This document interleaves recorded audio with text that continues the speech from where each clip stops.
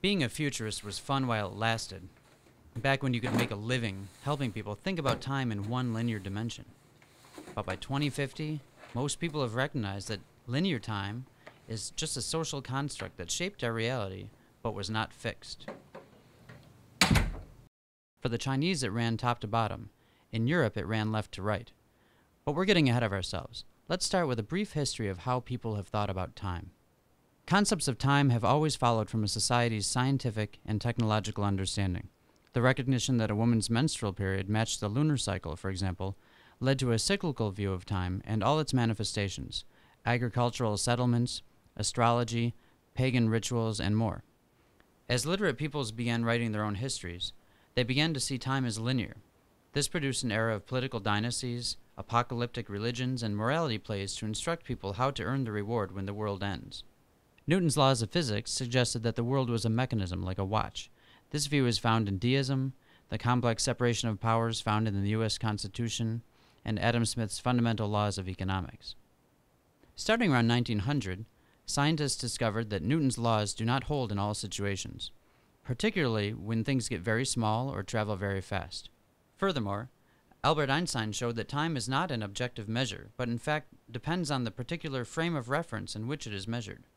When asked to explain relativity, Einstein said, "Sit with a pretty girl for an hour, and it seems like a minute.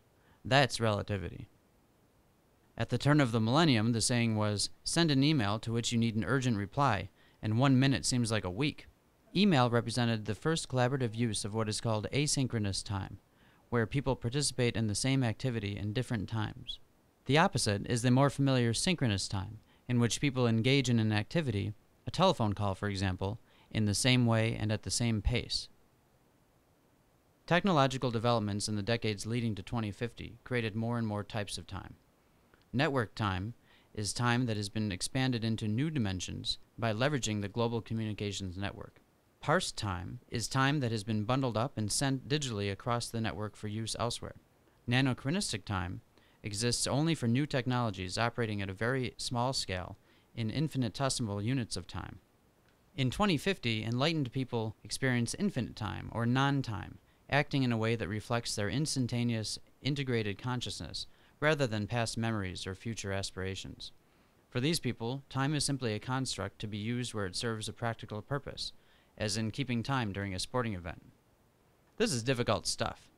People are not born with the ability to work within this conception of time from day one. Many in the older generations are too steeped in traditional concepts of time to function properly without assistance.